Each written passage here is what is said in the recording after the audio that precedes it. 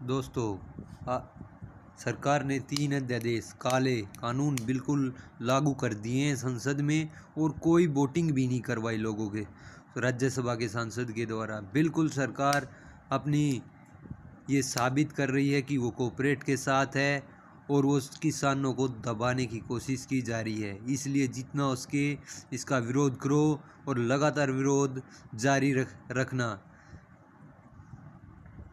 सरकार ये नहीं चाहती कि किसान अपने बलबूते पर खड़ा हो, इसलिए सरकार जो 2006 में हमारा आयोग आया था ने उसको लागू कर रही है।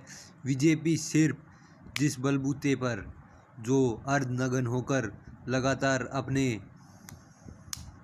धरने करते थे, प्रदर्शन करते थे, आज उनको भूल चुकी है। स्वामीनाथन आयोग की वे लगातार बात करते थे, लेकिन आज दूर दूर तक स्वामीनाथन आयोग कहीं दिखाई नहीं दे रहा है उनके एजेंडे में।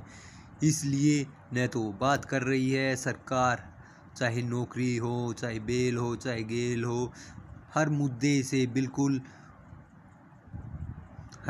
से बिल्कुल अलग ही बातें करती है। हिंदू हो, धर्म की राजनीति को लेकर वे बात करते हैं। उनके पास कोई एजेंडा नहीं है इस देश को चलाने के लिए। इसलिए मैं आपसे भी सिर्फ एक ही बात कर रहा हूँ। अब जब कोरोना काल शुरू हुआ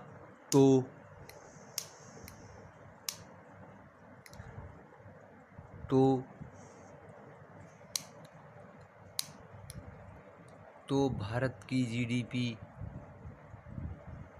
लगातार 6 साल से गिरती हुई आ रही थी, लेकिन अब जीडीपी भी -23.9 हो चुकी है। लेकिन हमारे कृषि सेक्टर ने 3.4, इस देश की रीढ़ की हड्डी किसान है, और उन्होंने दिखा दिया इस कोरोना काल में भी 3.4 ग्रोथ रेट कृषि सेक्टर की है, और कोई भी सेक्टर बिल्कुल तबाह हो चुका है। अब सरकार की नज़र सिर्फ किसानों पर थी, इसलिए उन्होंने ये 3 अध्यादेश भी सिर्फ कोरोना काल में ही लागू किए। पहले